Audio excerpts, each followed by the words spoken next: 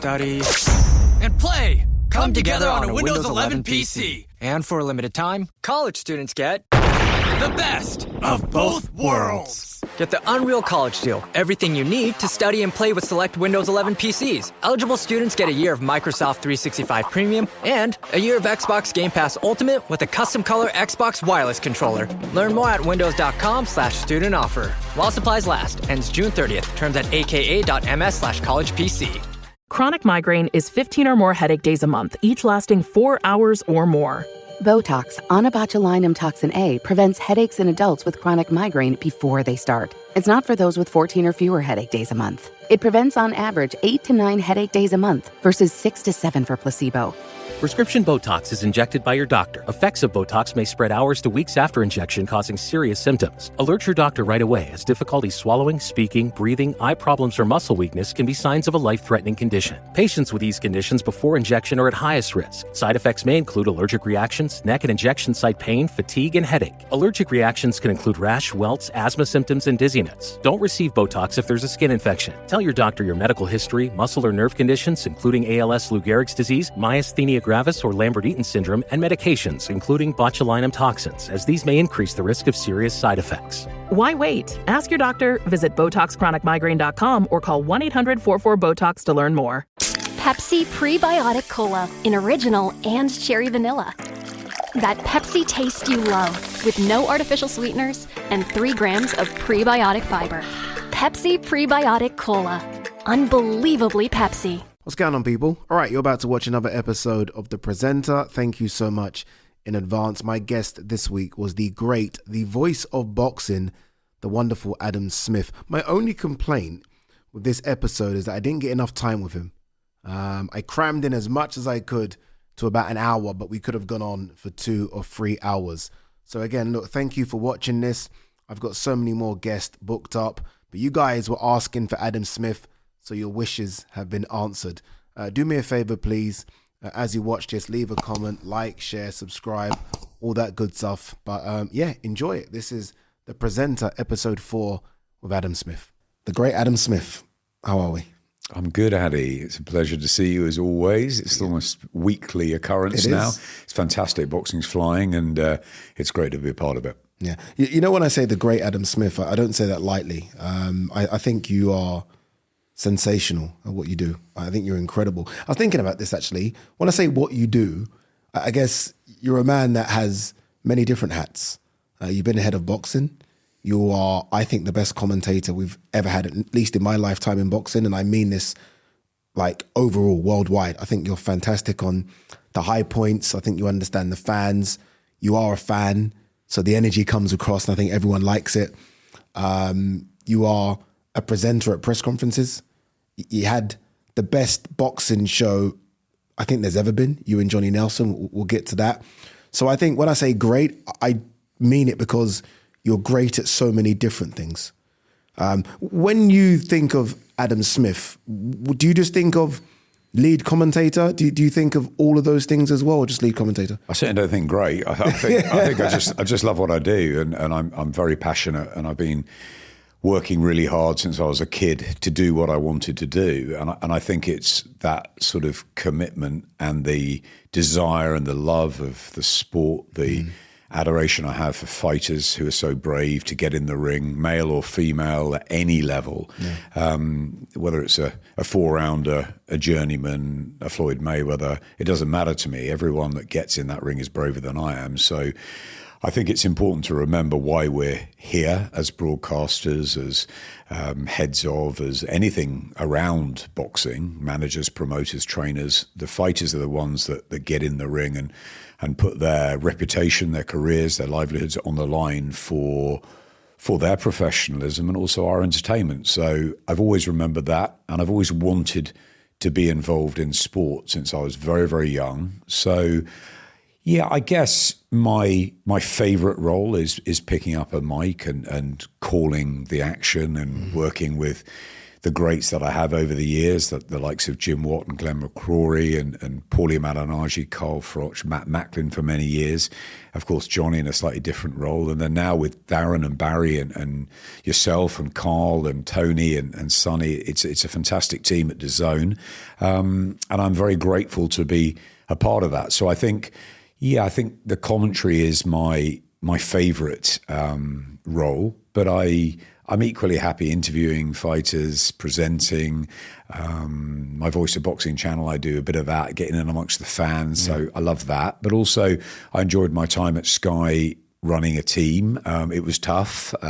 It was difficult. I like people a lot, and it was hard making some really not painful, but tough decisions, I guess. So, and running things that maybe I'm not very good at, like I'm terrible technically, I'm really bad at emails, I'm awful sort of at things, I don't know, graphics, charts, spreadsheets. I just have no idea. I'm very creative and I'm a storyteller at heart. So I know where I can do things, but I know where I'm really bad and I know where I need help. And I think at Sky, I made sure there was a fantastic team around me to plug in those gaps and to spur me on as well, people that were better than me, so that I could challenge myself on a daily basis. But I think for me, I've just always worked really hard, and I've been lucky to do what I've wanted to do since a very young age.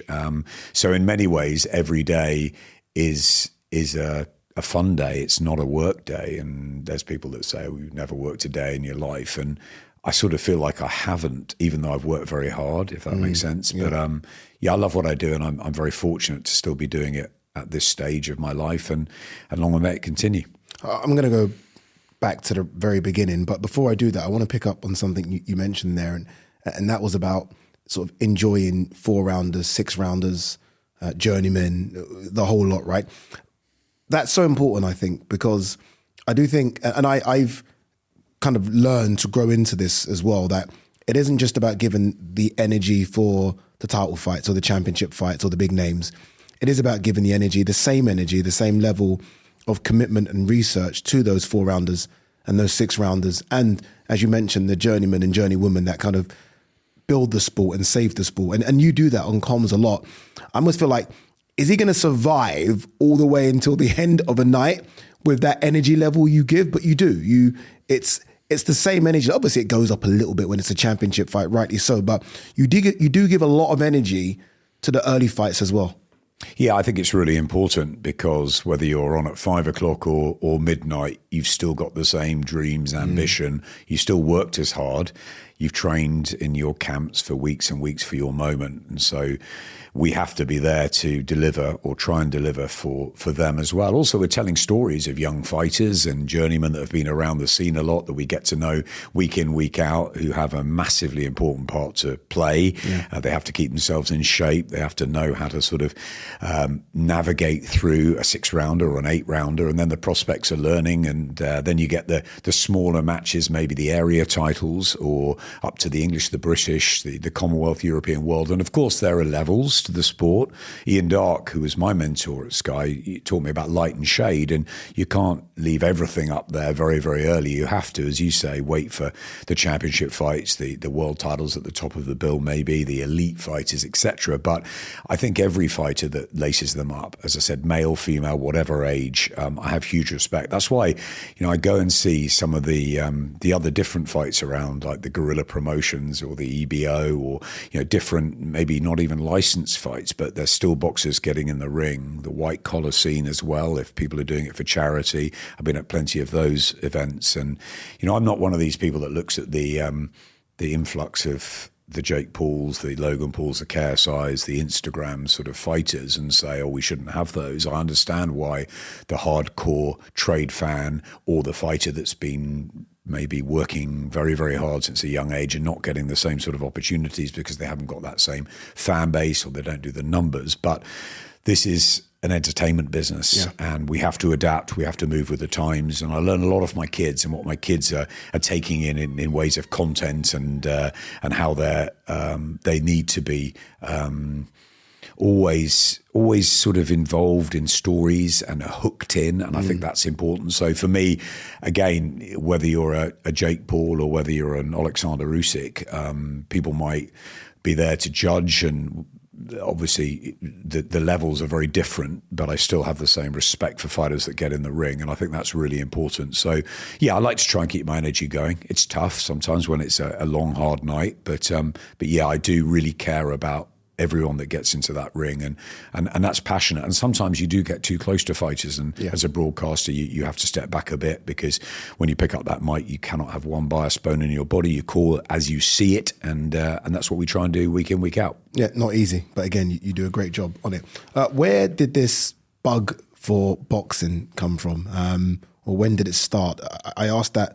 I'm asking you, and I'm thinking of my answer for it, and mine would have been, I guess, Mike Tyson in the 80s, Frank Bruno, Mike Tyson. So what we're talking, 87. And then it would have been sort of the fights on ITV, growing up and watching, the likes of Eubank and Ben and Watson. And then it kind of carried through until now. Where and when did it start for you? Similar to you, I loved those fights, the Eubanks, the Bens, and then got to work with them, which was even more exciting. Yeah, and Hagler Hearns, Leonard Duran, the Four Kings, Barry McGuigan for me. I mean, I grew up as a sports fan, Ade. I know you're a Liverpool fan like I am, and I'm passionate about football, about tennis, darts, cricket, you name it. But boxing was one of the sports I liked. Was it the main one? I think it was one of several. No, I think if you ask my parents, I mean, I used to commentate when I was a kid. I used to bring a dictaphone around everywhere with me and sit in the car and just pretend to commentate on sport. And it could have been a Formula One race. It could have been the Grand National. It could have been a big fight. It didn't really matter as long as it was sport. I was pretty rubbish at playing sport. So I thought, I love it. So I'm going to get good at watching it. And I wrote about it and I talked about it. And I used to just turn the volume down on the TV sets and drive my parents mad. It's all I ever wanted to do, was to be a sports commentator, whether it was boxing, football, cricket. At that point, I'd probably football, but I didn't know. I just loved talking and loved sport. But boxing, yeah, I mean, I think what got me hooked was probably Tommy Hearns. I loved those gold trunks. I loved Emmanuel Stewart in the Kronk Gym, and I loved him because he had this wonderful jab power, but he got hurt and he was exciting. And I cried the night he lost to Marvin Hagler in that incredible 3-rounder. I think Barry McGuigan also for me, because of what he did with Ireland and the politics, and everyone was calm when Barry was fighting, and Danny Boy with his dad, and I got to Loftus Road and saw the McGuigan Pedrosa fight. So I think that really got me going. And then if you wind forward a bit, I went to uni, I studied drama, and then afterwards I went to work at CNN in America, and I was lucky enough to spend a bit of time with Evander Holyfield. I was actually in the political news bureau. I did a lot of news work in my early TV career, but I spent time with the real deal and got to the Riddick Bowe 2 fight where the Fan Man came in, which was absolutely nuts, and held the whole heavyweight world title up by 25 minutes or something. And then Evander Holyfield came on down the stretch because he was fitter, and I was just like in awe. I was like, I've always loved drama and theatre and storytelling, and this was just the culmination of everything that I just thought, wow. And I wanted to be involved, I think, in it then. And I got to Sky and I had an interview in my early 20s, and there was a production junior role. And when I talked about football and cricket, they stopped me at boxing and said, we're just starting to sort of push boxing. We've got a bit of Lennox Lewis. We're doing this Eubank World Tour. Frank Warren was to join a year later, and I joined a guy called Gary Norman, who was presenting and producing at the time. It was just me and him, and we started in 1994, and as soon as I'd been in boxing for 5 minutes, that was it. I was absolutely hooked. I was hooked on the incredible stories, the journeys, the background, the diversity, was it niche commitment on Sky at that time? Yeah, I think, look, because obviously Sky was on football, there had been Tyson Bruno, there had been a few events. Box office or pay-per-view started coming in about 96. There was a Matchroom deal. It was sort of few and far between at that time. I remember going to Francis Ampofo, and Darren Fifield was probably my first domestic fight at York Hall back end of 1994. We had Eubank and Henry Wharton at Manchester, the world tour that apart from South Africa, took us pretty much around the UK and Ireland. It wasn't quite sort of global, but it was fantastic. And there were some great fights. And of course, Eubank Collins 1 and 2 were brilliant. Mill Street and the rematch in Cork. And at that time, Frank Warren came over and he brought Frank Bruno and he brought Prince Nassim Hamid and Nigel Benn. And also, he had a link with Don King. So suddenly boxing elevated on Sky. And Vic Wakeling, who was the head of sport at the time, was a massive boxing fan, as Barney Francis was later. So we were lucky with that. We had big support internally. And it was difficult, Sky, because there weren't that many of us there. And BBC and ITV, we were taking away almost the boxing, the football, the Premier League, the Rugby League, everything from the terrestrials. So we were sort of the enemy at that time. We had to really work hard, but it gave us a chance to do a lot of promotional stuff, and everyone got their hands dirty very quickly. And I was a production junior, but I was producing pieces, going on the road. Barry McGuigan came to work with us, and it was like, Adam, you're going to work with Barry for a year up and down the country. And I'm like, he's my hero. And then another hero of mine, David Gower, I had to do some work with him, and I was like, this is just mad. They were my idols, and I grew up watching them, and then I was working with them. So yeah, Sky Sports for me was I came home. I felt comfortable at the beginning, but I worked really hard, as did everyone in those early days. It was a lot of fun. It was very creative, very innovative. A little bit like DAZN now, I feel. Yeah. It was a really good environment to learn in, and I was there for a long time. Everyone likes to say it was better back in my day. Everyone does that, right? Whether it be music, TV, whatever, life. When you compare boxing now to boxing when you first joined Sky, I feel like boxing now, it feels like there's a big, or at least a show every week. It isn't like that, but it kind of does feel like that. What was it like in those early 90s? Was it a show once a month? Was it a show every week? Was it a show every 2 months? What was it like? I mean, I still love it as much as I did then, maybe more so. Since my illness, I've come back and had a different perspective on life. And I think I'm really, really fortunate to be doing what I love. And I think at times, probably in my Sky days, I thought, well, this is my job and I just get on with it. There were different periods at Sky. Frank Warren was the promoter pretty much for 15 years, Matchroom as well. Then Frank Maloney came in, Ricky Hatton, Mick Hennessy. And then Eddie was obviously the sort of single promoter for many years around the AJ Froch Groves times. So boxing was always on Sky, and I think Sky were committed year in, year out in different ways. Sometimes there were just big fights and less domestic fights. Then there was a time where we had a contract with HBO. We showed a lot of American fights. So that there were sort of waves of it. One time when it moved to Friday nights, where we were probably doing 45 a year. Oh, wow. Okay. Up and down the country. They were the leisure centres. You go to the Eston Leisure Centre in Middlesbrough, Brentwood, all of these runs, York Hall a lot, up and down the country. And then the big nights where Frank Warren would put on a huge sort of Ricky Hatton night, or a Nassim Hamid night, or a Scott Harrison north of the border, or in Wales, Joe Calzaghe, lots of those. And then trips to America. Then there were times where we were in America almost every other week. I remember, I think, I was in Vegas 14 times one year. I probably have been there 100 times plus. It's crazy. And then you go to New York or to Miami, and so very different phases. But for me, I love York Hall as much as I do Madison Square Garden, which is probably my favourite venue in boxing because of the history. But I love a York Hall show, and now I love an O2 or one of the ones in Manchester. And it doesn't matter to me whether it's a small hall, King's Hall in Stoke, or whether it's a huge sort of arena or a big stadium like Wembley or the Etihad or many that we've been to. I just love it, and I find something, Portman Road, Fabio Wardley, I find something in every. It doesn't matter whether it's raining or sunny, or I just find a different story each time, and I love that. Yeah. And I don't know what's going to happen. It's that unpredictability in boxing. The boxers they just work harder probably than any other sportsmen or women, which I love. But you do need a bit of luck in your career, and you don't know what's going to happen. I used to say to the team at Sky, I said, thank you so much for everything you've put in, whether it's countdowns, ringsides, all the gloves are off, all the sort of pre-promotional build-ups.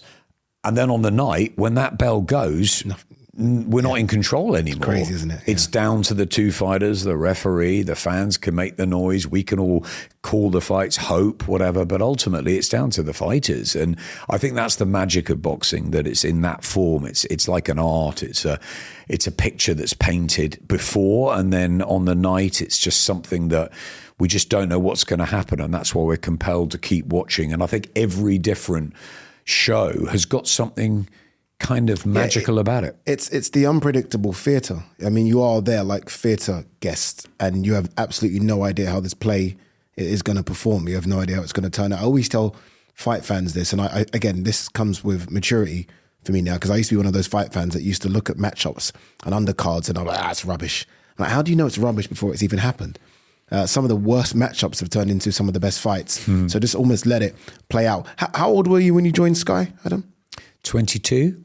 Okay, so your role when you joined was almost like a runner, junior producer? A production junior, production trainee, I think they called it. And it wasn't just on boxing, it was you were a production trainee. So I did some stuff on boxing, but it wasn't that regular at that time. So I did a couple of other shows. I did a show called The Footballer's Football Show, which was about football, magazine show. And then I did one called 1 to 1, which was a different sports person every week, which is where David Gower came in fairly early. And it was George Best was a great one. And remember Jenny Pittman was one, and Roger Black, different sort of sports stars. Black. Yeah, and I think that was when athletics was absolutely golden. Absolutely, and I loved athletics. I loved everything really, the 100 meters, whatever. But for me, that 1 to 1 was probably a breakthrough, because I got to do the opening voiceover on it. So we'd say David Gower was the most gifted cricketer of his generation, and he's talking 1 to 1 with Charles Colville. And I would do that first 25 seconds,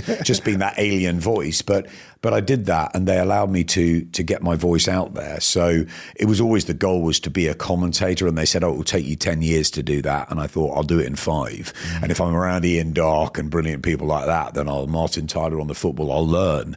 And I listened. I spent a lot of time with Ian and Jim and a guy called Bob Mee, who was the best boxing historian of all, and Glenn, and there were Nicky Piper and others at that time. Spencer Oliver, obviously, after he had his injury, he came and worked with us, and there was a great sort of pack of us, and a fantastic team behind the scenes as well. And we all sort of grew up together.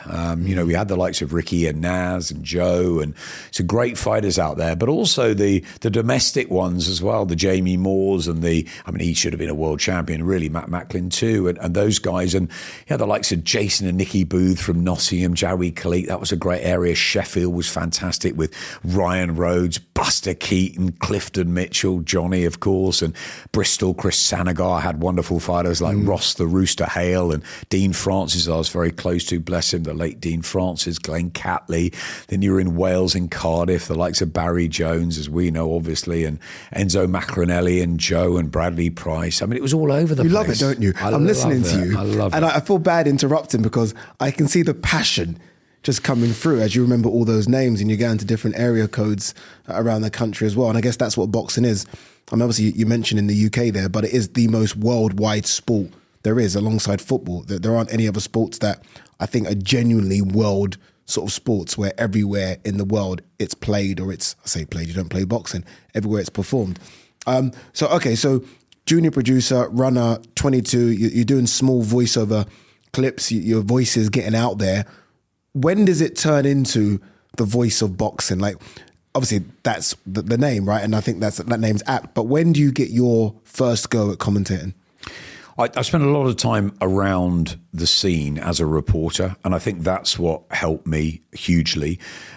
Many, many weeks in America. I had a fantastic cameraman, David Kane, and we went all over the place. And we were so fortunate with Roy Jones and Oscar De La Hoya and Miguel Cotto and Trinidad. Diego Corrales, Felix Trinidad, Ronald Winky Wright. I mean, all those wonderful times. And obviously people like Mike Tyson and Evander Holyfield and the big boys. But it was also the lighter fighters too that I loved being around, and the ones that were moving through the weights, the Barreras, the Moraleses, the Juan Manuel Marquezes, fantastic times. And I think that those experience of interviewing all sorts of different fighters, whether they were English, they were international, was a real sort of foundation for me. And I think that helped me. And as I said, listening to and working with the likes of Ian Darke, I knew that I was going to have to wait my time because Ian was just brilliant. And at that time, definitely the voice of boxing and football. Football. Football massively, and still is. NBC football, and still is, and has done football for years, and is, in my eyes, the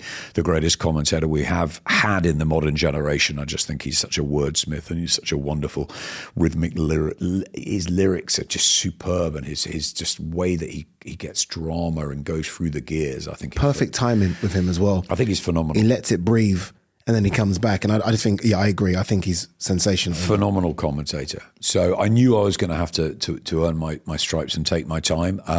The first chance I got at commentating came actually when Johnny Nelson fought for his world title, won his world title at how many attempts he'd had. Carlos Leon, James Waring, he'd had a few. Sorry, Johnny, sorry. He'd had a few. Johnny had an unbelievable career, and that's why he became such a good broadcaster, because he'd been at every level and seen everything, and his story was just fantastic, wasn't it? Unbeaten in 33 at the end, having gone into exile and gone through so much difficulty. But he was brilliant, and he beat Carl Thompson, obviously, on that famous night in Derby in 1999, and I had my first chance at commentating, and it was one that was going to be recorded but not used. So it was an undercard fight, and I remember I did so much prep on it, and I tell my kids, fail to prepare to fail, and I did so much work on it, and I was obviously anxious, but it was what I was always wanted to do. So I remember my director, my guy called Mike Allen, who was a brilliant director, in my ear, and anyway the bell went, and I had the mic in my hand, and I just went silent. I just felt, oh my gosh, I've got to start talking now. Yeah.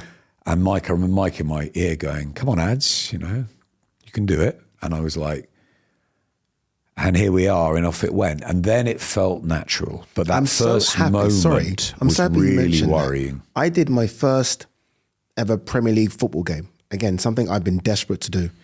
And I had exactly what you just experienced, where I was ready. I had prepared because it was my first one. I understood the pressure that was on me. At the time, I was the first Black Premier League football presenter. So I knew everyone's watching. Big deal. Big deal. What can Ade do?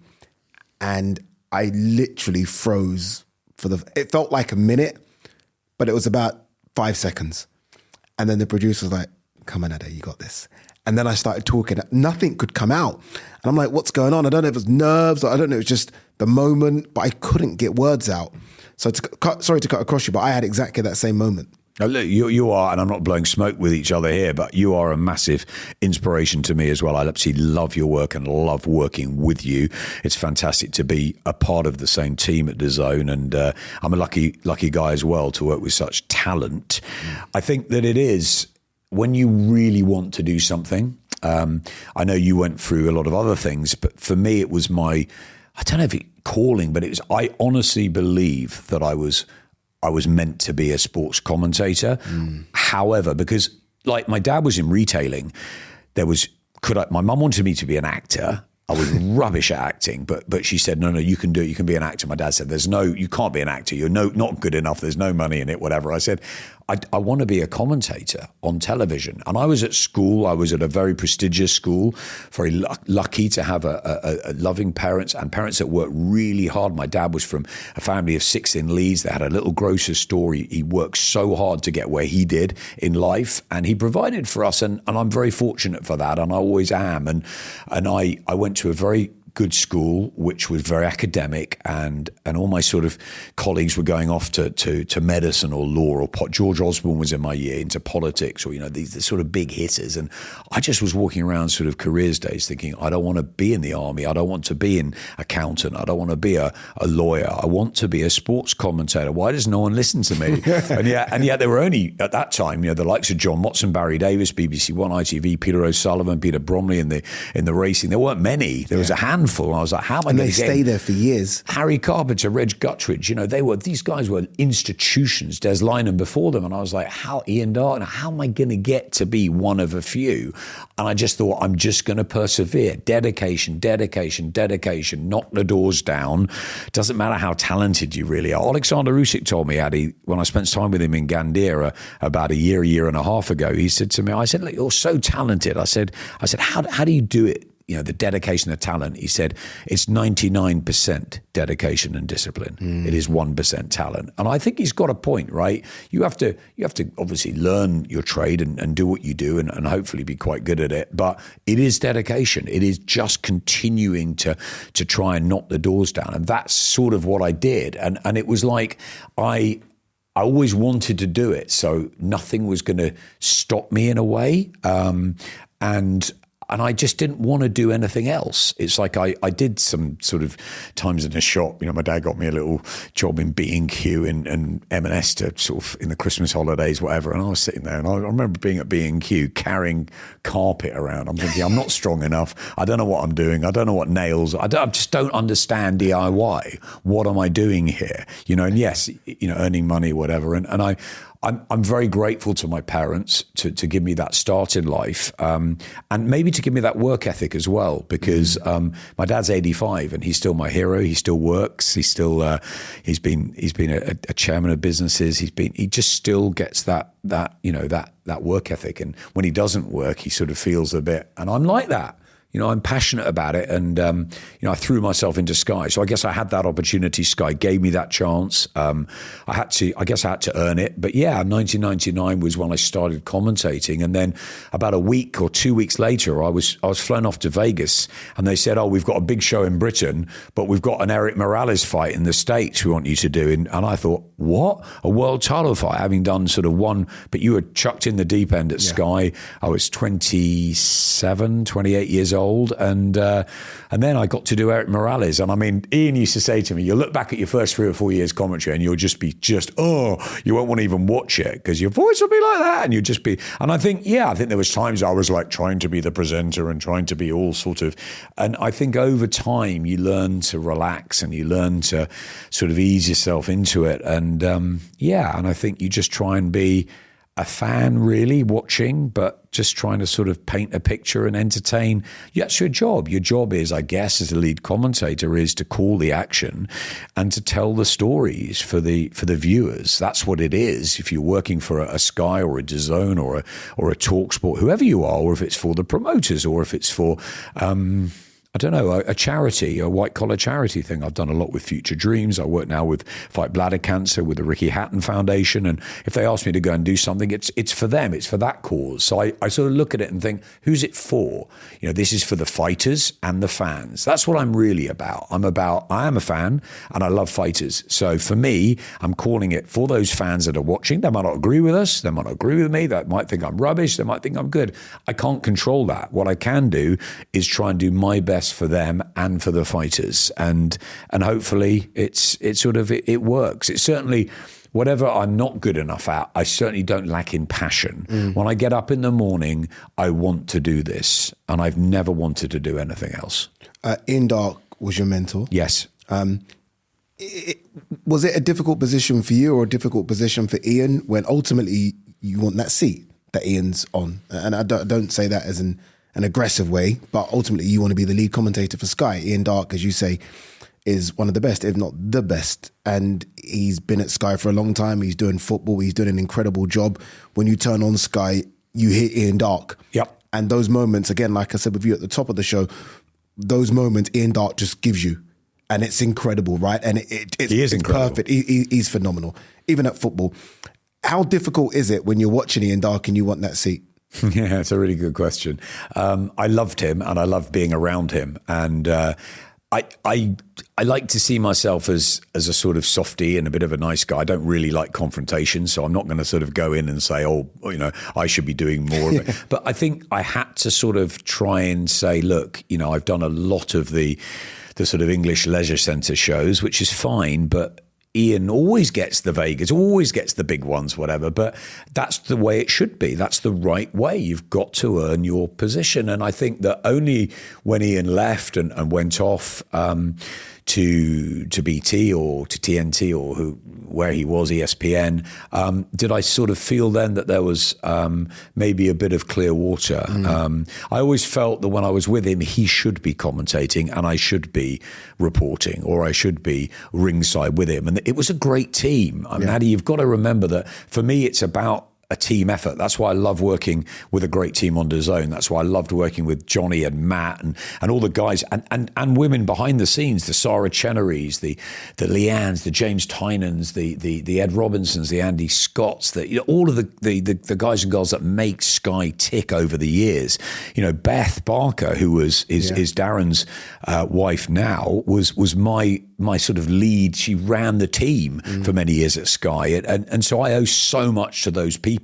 So I love looking at things as a team. I've always been a team player, even though it's an individual sport. I just love working and just being a part of that team. Yes, if you're running it, you play a different role, but that was hard for me to sort of be with my mates almost, and then suddenly get that job of sort of taking over and sort of telling them what to do. And I found that bit difficult, really uncomfortable at times. But yeah, when I was with Ian and Jim and Bob Mee and Glenn McCrory, we were a unit. We were the Sky team. And I was just fortunate to be, because at that time I was interviewing Naz, I was interviewing Ricky and Joe and, on Oscar and Floyd. And I had an amazing role. And it's a fantastic role, but I always wanted to commentate. So I think it's a bit of patience, a bit of learning my job, learning the different sides of the sport, what happens in the trucks, what happens, the promoters do, what the trainers, what the managers, all the different sort of ways of looking at boxing. And I think all of that probably helped me become a better commentator when that chance occurred. But I was never going to take Ian off his seat because he's so good. And I felt that with Laura Woods. Did you? Yeah, I felt that with Laura. Who's brilliant. Phenomenal. One of the best, right? And I remember when she was obviously lead presenter for DAZN, I had a couple of goes when she was off. And I remember just thinking, I want that. But I also respected that that's Laura Woods.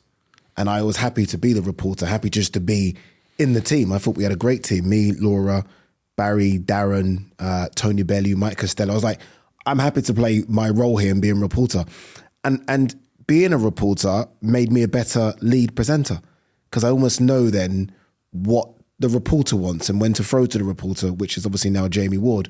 So I think you're right. Having that patience, doing a great job, Jamie. So having the patience, knowing even when Laura does go, I can kind of go into there rather than be aggressive and say I want that role, I think served me well, just being patient. And almost, again, watching Laura, how she does it. I think that's absolutely right. And I remember Laura coming through at Sky and she was working on Game Changers, I think, as an assistant producer. And I remember saying to Steve Smith, who was the deputy head of Sky Sports at the time, I said, I really want to try and get women into boxing onto the team. I ended up taking Kate Abdo as she was then. And then when Kate left, Anna Woolhouse. And it was really important for me. Tasha Jonas became a commentator. I was massively. I talk about my dad being my hero, but my parents split when I was young, and my mum and sister were around me in the house, and they are two very strong, independent women. And I was always very wary of the fact that boxing was very heavily male orientated, and the Boxing Writers Club, and we weren't allowed to at the beginning to bring the women that worked in boxing on the team into the club, and Ron Lewis and Mike Costello and I had to sort of push a motion forward to get the women for the dinners, because they did so much for the team. So I was really passionate about bringing in. I wanted Laura to come in because I saw her talent from a very young age, and she was kept in football and she's gone on to do fantastic things. So I look at her, and I look at Eleanor Roper and other fantastic women that sort of come through Sky and I've sort of seen, and it's fantastic, because for me, that I think the one thing from Sky that I will always be, I guess, proud of, not just is how good the team was, the boxing team, but the ascent of female boxing and the ascent of women in in powerful positions at Sky and also powerful in the ring. So that was really important to me. But yeah, so I see what you're saying about Laura, learning off Laura, waiting for your chance. I certainly felt that with Ian. I also felt it with Paul Dempsey, who was there at the time. And then Dave Clark came in. And these guys are brilliant presenters. And you learn things off it. And of course, you've got your own style and you've got your own way of doing things. But, I never wanted to be that person that said, I'm the presenter or I'm the commentator. Just not. I want to be part of the team. So that's when I became head of boxing, executive producer, and I ran the team. I felt quite uncomfortable with that. My dad was like, throw your hat in the ring. You've been all around the world. You know this sport inside and out. You know the team. But when it actually happened, Andy Melvin, who was Vic Wakeling's number 2, he said to me, Barney Francis had come in and he was a big boxing fan and I liked Barney and we got on really well and he was massively important to the push of boxing around that time when Eddie came in. But then I got the sort of job of running the team and I was like, I wanted to sit with the guys and girls, and he said, no, you got to sit sort of separately. You got a responsibility now to run a team. And I'm like, oh my God, my dad's thrown my hat in the ring. He's like, he's like told me to go and do this. And I'm sitting there now going, I don't know. And Andy went, well, you're going to have a lot of people problems in this role. And I'm like, what? I love people. I'm not going to have any problems with people. I remember going back about a month after I took that job and I said, you said 90% of my issues will be people issues. 100% are people issues. And it's not because...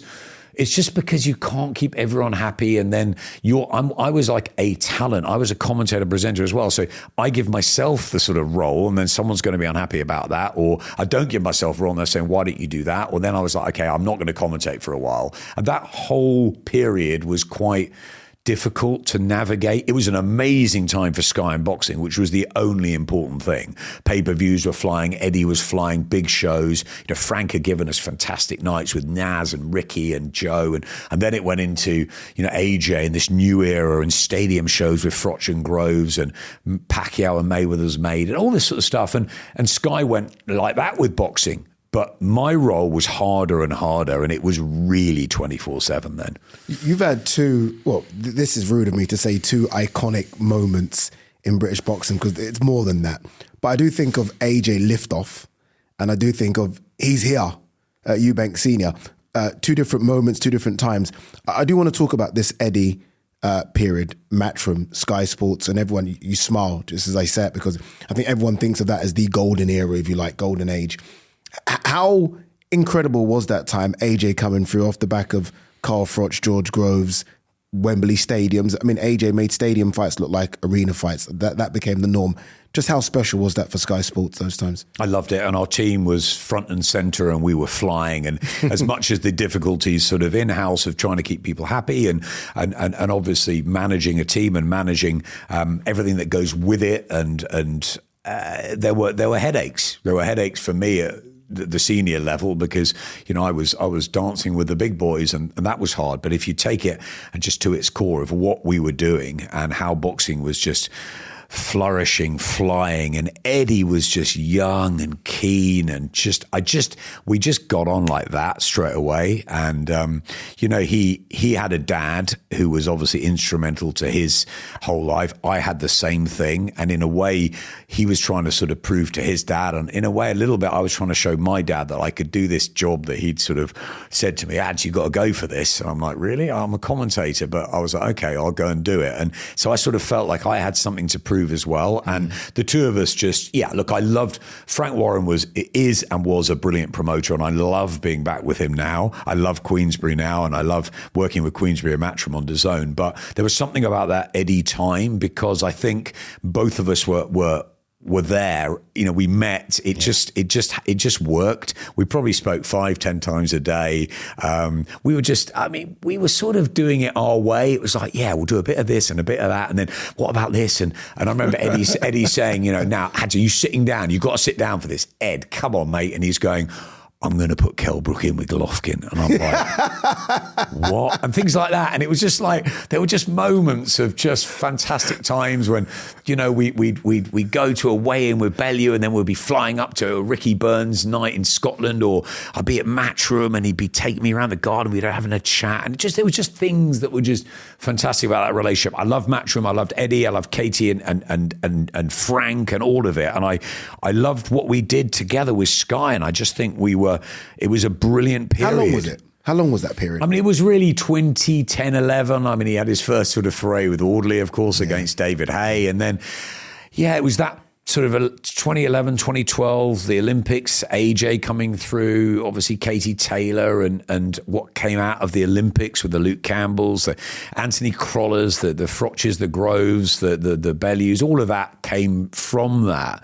And and it was Barney's idea of sort of going with one promoter, and it was difficult for Ricky Hatton's promotional team and Frank Maloney's and Mick Hennessy's, but that was the choice. We went with it. It worked. And by going with one, it did. It really worked with Eddie, and we turned from probably some big shows, but a lot of leisure centre shows into arena shows. And we started to have fun with it. And, celebrities wanted to be there, different sports. I remember saying, right, guys, let's get the best names in each sport and let's get them talking about boxing. Who really loves boxing? I heard something with Andy Murray talking about boxing. I thought he really knows it. Phil Taylor loves boxing. Wayne Rooney, Stevie G, Rory McIlroy. I just thought, let's Ronnie O'Sullivan. I was like, okay, we're going to get out to all these different sports and we're going to get them talking about boxing. And it sort of worked. Rooney was tweeting for us, and it just started to build into these stadium shows. And of course, AJ was huge. He was the poster boy. Everyone loved AJ, whether it was my wife, my daughters, my brothers, my son. Everyone fell in love with AJ. And I think, it was just a great fun time. It was hard work.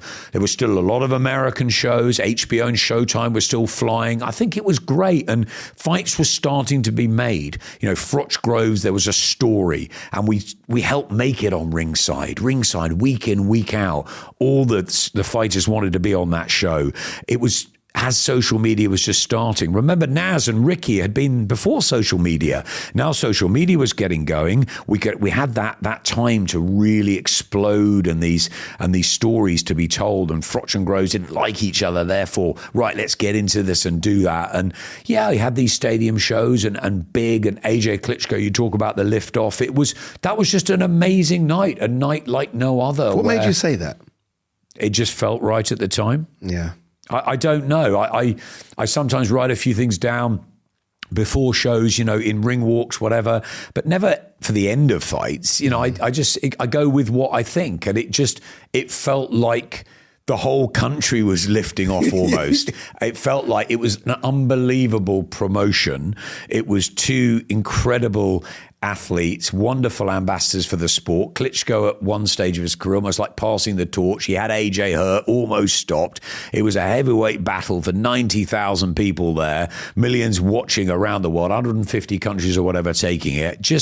It was one of those where sometimes you get the build-up, don't get the fight, or you don't get the build-up, you get the fight. This was a heavyweight fight with a heavyweight night, and it just worked. The stars aligned, and at the end of it, it just felt, that's what it felt like. And so, it was, that line, whatever, it was more about the event, and the event just rocked the whole of the sporting world. It stopped traffic, and for boxing to do that just makes me really happy, because fighters dream of nights like that. And we know Darren Barker winning his world title in the way he did, Barry Jones, our guys, Carl Frampton's career, Matt Macklin's, Johnny Nelson's, all of those. But sometimes you just get moments where it is just special. And there were British title fights with Alex Arthur and Michael Gomez and Jamie Moore and Matt Macklin and Scott Dixon and Derek Roach and Tasha and Katie in the amateurs, and just wonderful nights. Clarissa Shields, Savannah at the O2, the all-female card. They're just nights that just you can't forget. And I remember that week there was a press conference on the Thursday at Sky, and everyone came down those stairs at Sky Central, and it was just like, we are rocking this. The boxing team, the 15 of us, we've got thousands of people watching what we do, and I could not have done any of it without that team and the team of Matchroom and all the others that helped come in for the big events. And we were very lucky, but also we worked hard for things like that. I want to fast forward because of time, and I wish I could talk to you for hours because there's so much I'm missing out on here. But I remember saying to myself, I have to ask him about the he's here moment, because I was watching it at home. Remember, I didn't do that event. So I was watching it at home, listening to your commentary, and I got goosebumps when you said that. When he opened the car door and you just screamed, he's here, I just thought this was couldn't believe it. I thought this was WrestleMania. I thought this was, it's something, in my head I was thinking at the time, I'm going to remember that 5 to 10 seconds for the rest of my life. That must have been, again, I equate it to that liftoff moment, but it's slightly different because liftoff was after a fight. This is pre-fight. And it was just, did you know he was there? Like, explain all of it to me if you can in about a minute. I get quite emotional about things. I'm emotional. I'm even sitting here today after my cancer. I'm emotional that I'm still in boxing. I get emotional at different points in week in, week out when I see fighters win, lose, etc. I had no idea that Chris Senior would be there. I don't think anyone did, which I think was why it was a special moment when he got out of the car. I didn't think after everything he'd said about the fight, and I so wanted him to be there because I loved Chris Eubank as a fighter, as the pantomime, all of it, and I wanted the four there. It just needed to be there, and I was gutted. Sort of all the build, I was thinking he's not going to be there. He's not going to be there. He's definitely not going to be there. Then he was really angry about the fight, and I'm like, he's definitely not going to be there. And then when he got out the car, I just had in my ear, I just said, just turn your attention, guy, to the car, the limo. There's an arrival. So I was thinking, okay, it's probably Eubank. And then he came out the car, and it just came out. And I think if you just feel Darren and we're just like a couple of kids just going, no, not possible. And it just made it. Yeah. It made the whole occasion that he was there. It just was, there was everything in that. There was surprise, excitement, fandom, relief, and being a fan. You got to remember, Chris Eubank Sr. was one of my heroes. Yeah. Tommy Hearns, Barry McGuigan, and Chris Eubank Sr.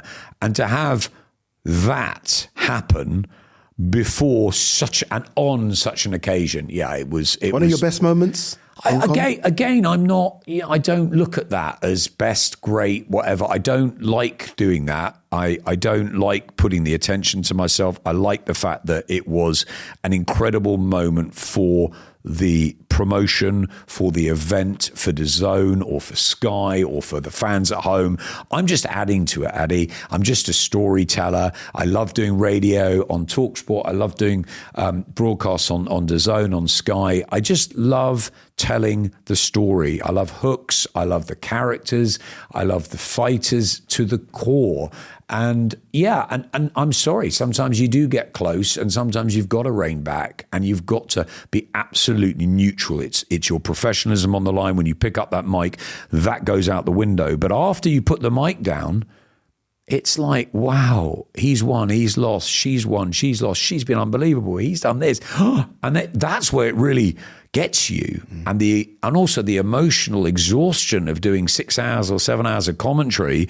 And then at the end, you just put the mic down and there's Andy Lovato, the voice of boxing, waiting to do my next thing. And we're off to a press conference or whatever. I'm like, wow. And you sort of empty yourself each time and you just give it everything. And I'll never stop doing that as long as I'm breathing and I've got a mic in my hand. I can't sleep after a big event, even the one we just did in Liverpool, just because of the nature of it. Sometimes I go to the room and I feel like I'm going to sleep, but I don't sleep for like 3-4 hours, the adrenaline dump. And you're right, the show's are long. But sometimes I just sit there thinking, I'm a fan who has the best seat in the house. I'm so lucky. Are we? The greatest seat, a seat that actually money can't buy. You can't buy the seat that we have because we're that close to the action. So it is, for me, a dream, and it's a dream to work with you, Adam. I've been a fan for years, honestly, for years. Again, I'm a fan watching boxing that's got into boxing, and I thank God for it all the time. But I've grown up listening to your voice and watching you do the presenting, watching you do the press conferences, watching the best boxing show, and we didn't even get time to talk about it really, with Johnny Nelson, which needs to come back in some capacity, some way, some shape or form. Maybe it's me sitting next to you as the new Johnny Nelson, I don't know. But I loved Ringside, Ade. It's the greatest thing ever. I loved it. It was an unbelievable show because we were just so lucky to have so many fighters come through the doors and just absolutely just make it. It was about the fighters, and Johnny was brilliant because he was allowed to sort of go loose and get in the ring and be a fighter with them. It was just a wonderful show, and unfortunately it was taken away. Magazine shows had a change change with social media coming in. And I was really devastated when it finished. And I took the bag back home. There was a cloth that everyone had signed, from the Leonards to the Tysons to the Barreras to the Hammers. And I took it home and I thought, I can't. Something went that day when it was over. And Johnny said to me, Ads, you leave a party at its highest. And we did. And I'm really proud that we did that. I'm really grateful for that show. It was just, I loved it. And I'm grateful for you to come and share some time with me today, Adam. Thank you very much. Cheers, Ade. Starting a business can seem like a daunting task, unless you have a partner like Shopify. They have the tools you need to start and grow your business. From designing a website to marketing to selling and beyond, Shopify can help with everything you need. There's a reason millions of companies like Mattel, Heinz, and Allbirds continue to trust and use them. With Shopify on your side, turn your big business idea into... Sign up for your $1 per month trial at shopify.com/special offer.